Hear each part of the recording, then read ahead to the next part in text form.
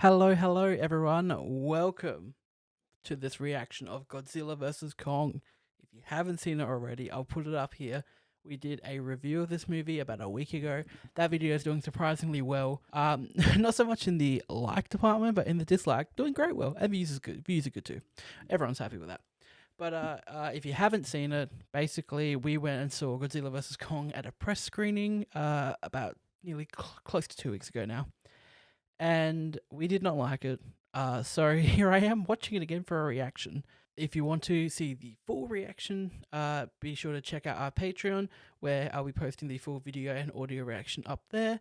So yeah, chuck us a buck or two there, and you get the full video reaction. Here's our boy. Here's Kong in a very Shrek-like opening. So see, this is a tone right here. When I saw this opening, I was like, here we are. This is exactly what I want. We got his scars across his chest from the last movie. I like the idea that someone got paid to work on that CG shot of him scratching his butt. And then we have this little girl here. Nothing against the little girl. Probably my favorite part of the human stuff. We'll get into the human stuff. That's a whole thing with me. So, this explains why he wasn't around in King of the Monsters, why he didn't appear and start wreaking havoc on the earth when Monster Zero, Ghidorah, or however you say his name, your Kong containment. So this is on Skull Island, right? They are on Skull Island and they've put a containment center on there. My big question is though, why is it daytime in this little containment center when it's nighttime on Skull Island outside? Wouldn't it just be the same? I know that's a big nitpick, but I found that weird. That like it's just nighttime raining outside, but in the containment center it's daytime. Seems like a weird thing to do just to randomly change time zones on Kong. Oh, that's kind of cool. That's kind of cool. The whole credits are doing like that bracket and this is cool. Like this is hype. When this logo, that's really good. That's hype. So Apex Cybernetics. Can't remember if they were a thing in King of the Monsters. I don't think they were. I could be wrong. No. Okay, this is a new company because you don't play this if it's an old company. Sorry, with the I wasn't laughing at the children. I was laughing at like them doing the robot hand touching the human hand like ET. That was silly. Everyone's argument in this film, everyone's argument for this film to me is that I said I didn't like the human characters, and everyone was like, well, the humans are dumb in these movies. They can't be good. I don't think the humans were dumb in the first Godzilla film. I care about most of those characters. I especially Elizabeth Olsen hanging out with her kids, with Aaron Taylor Johnson. It's a big close up from Godzilla there. I would have liked to seen the Cran Man a bit more in the film, but it is what it is. I didn't get a lot of the Cran Man. And here we have Millie Bobby Brown. Dude, can we talk about Kyle Chandler? Kyle Chandler, I think his name. Her dad in the film. Man, if you hadn't seen Godzilla King of the Monsters, you just wonder the whole time what the hell is he doing in this movie, because he's barely in it. Don't want to keep talking about Kong Skull Island, but the chopper scene in Kong Skull Island set to Black Sabbath is pretty dope. The overhead shot when you see them, it's like, oh, so good. So no one's guarding the big monkey, eh? We've got a big monkey that could kill everyone, and no one's guarding him. You watch me eat my words here. There's gonna be someone guarding him there. Nah, look, where is everyone? No one's on Kong Watch. Where are the people on Kong Watch? Like, surely you'd have guards around there. Big monkey. Why do they want to go to Hollow Earth again? Isn't there just energy they want? They need energy to charge up their big thing. I don't know. At the moment, I'm kind of enjoying this. Although this does remind me a lot of, is it 2012 when they're in the van? There's a scene where they're all like in a van like this in 2012. I reckon. I haven't watched that movie in yonks. Bad though. So immediately they find him. First place they go, or we see them go to. There's no proper search. They just find him straight away. But I say that like I want more. I'm probably happy not to have any more of this little side adventure. See, people were so getting onto us, like, this is the most we've ever hung out with the monsters. I mean, if we want to count Kong sitting on a boat eating fish, sure. But like, I was talking about monster fighting. It's called Godzilla vs. Kong. We are currently 36 minutes into the film. We've seen Kong once, and we've seen Godzilla. No, sorry. We've seen Godzilla once. And he's top build, if we're just saying. Godzilla comes first before Kong. See, I'm still on board. I mean, I'm probably at the level of I'm liking this at the moment a bit more than King of the Monsters. Obviously, Millie Bobby Brown stuff bores me to death. At least with these people, Kong's with them most of the film, but Millie Bobby Brown, there's nothing there. That I can't. I don't like that stuff. It's boring, and it grinds the movie to a halt every time they go back to him. So Godzilla's just attacking Kong because he's another alpha, isn't he? Right here. This is hilarious. So, this is where Godzilla and Kong start jumping from boat to boat, and nobody dies. Like, oh, sorry, nobody dies. The boats just like stay afloat. Yeah, here we go. It's so funny. Like, come on, that boat's in half.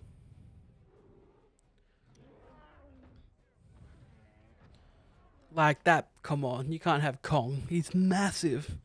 Just land on your, what's that, helicarrier? Helicarrier? This is ridiculous. But this is like good ridiculous at the moment. Like they know what they're doing here. Here we go. It does look good. It does look good. And his gills there. And there we go. There's the trailer shot. Boom. It's hard not to have a smile on your face when all this is going down. Ooh, that's cool. That's one thing. The fights are really, I think I said in the review that I thought they were really solid, but some other people didn't agree. I disagree with that. I think the fights in this are really cool. So they do a few things. I think the fights, because like some of that you look at that, you go, not a frame of this is real. This is all completely CGI, which they did a good job. And I like there was a shot before where the camera spins backwards and then it comes back around. That was cool. Right now. If we do that, we're dead. No, we're playing dead. And we're making him think that he's won. I see, that's stupid. That's such like an easy out of this fight just so they could be like, because Godzilla kicked the shit out of Kong there, right? We all know that. Round one goes to Godzilla. Everyone agrees to that. But like, you just finish it. So does Godzilla actually think, well, I've beaten Kong, he's out. Goodbye. He's definitely not coming back later. Or does Godzilla actually go, well, he's dead? What is that? That's hilarious. Sorry, that's ridiculous. That's so funny. Have we ever been that close up on Godzilla before? We probably have. But like, he's actually showing emotion there, which is weird because I don't think I've ever seen Godzilla feel emotion. Like I said, I don't remember King of the Monsters that much. Like, here's my problem with this, alright? I understand what they were going for. They were like, shut everything off.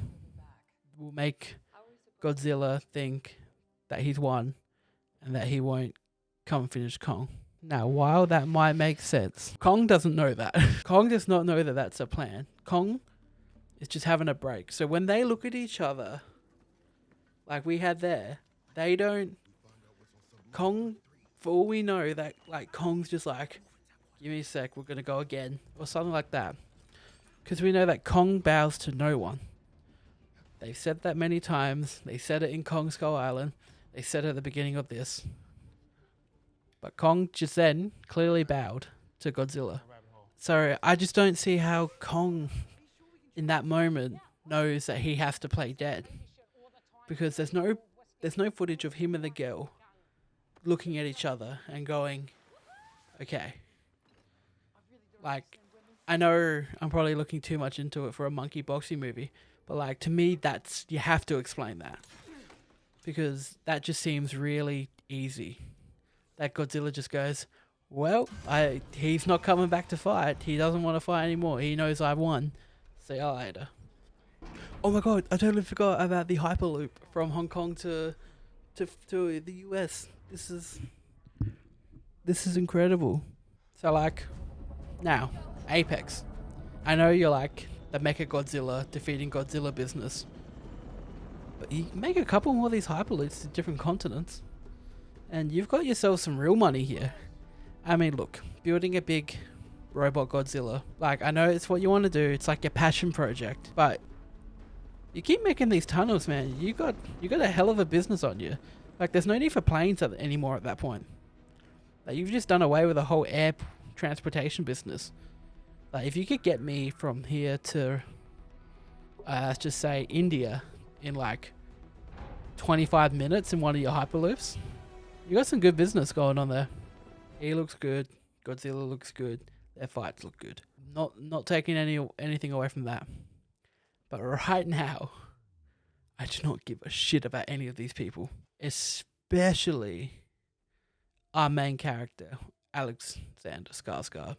That's a funny shot. You spend so much time with Kong that you start to think that he's like the protagonist out of the two. Because at the moment, we've just seen Godzilla be a bit of a dick. Like destroying Florida for like, at the moment, no reason at all. And where is the security here? Like, shouldn't there be sensors on doors? Or like, you can't open doors? Like, if they sense a door from one of the containments open, they don't know that there's kids in there. They know what they're transporting. They're transporting monsters. So if one of those doors opens in the containment by itself, wouldn't they shit themselves? Being like, oh my god, one of the creatures like got out. Now it's going to destroy shit. Alright, I got to get ready to talk about this design because this is truly awful. I'm sorry if this is like accurate to Mechagodzilla in Toho stuff, but here he is. Look how thin he looks. It's truly unnerving. It just looks bad. I'm sorry. Why did he need to be in the film? Couldn't we just have Godzilla fighting Kong? That's my biggest thing. Is it too much just to have Godzilla and Kong fight? Do we need Mechagodzilla?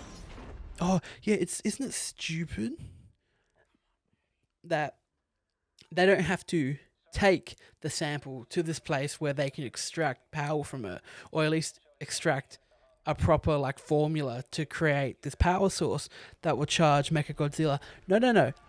That would make sense, or make more sense in a film where Mechagodzilla exists, for them to have to physically have the sample in the lab, or even just have that to power Mechagodzilla. But this film says that all they need is to upload the sample to, or send the information of the sample to them so they can then power Mechagodzilla. Now, where are we? We've just landed on Hollow Earth. Kong's got his axe. This is all still silly. Now, especially, I've realized why they're in Hollow Earth. To get not a physical sample, but a data sample, I guess. And just airdrop it to the guys upstairs. Where is the security? This is a place where they are creating, illegally, I assume, or like under the, not on the books, they're creating. Why is no one guarding the King Ghidorah head? The Ghidorah head. Why is no one guarding this thing? Why is no one guarding? No one on watch, just not an extra guy there, just in case this guy kind of dies on the job.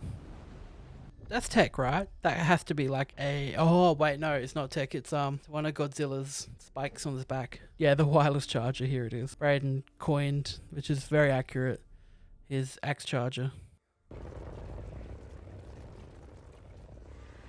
I'm really happy that it came up from the ground, actually. I think the concept of the whole him yelling, I think this is absurd and ridiculous. So, like, do they not have to pass through anything? Like, the way they came in, they specifically had to pass through something because gravity changes. Is that just gone now? They don't have to do that on the way out because Godzilla made them an emergency exit? No security in this top secret facility making Mechagodzilla. No security at all. That's cool. See, this is a good fight. I like this fight here. And that charges up his axe. Let's go, baby. Slouching my chair for this one, but I'm gonna fix myself up.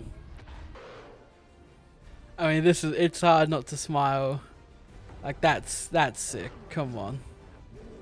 Just like them absolutely just going, sorry, Hong Kong, your day's over. Bang.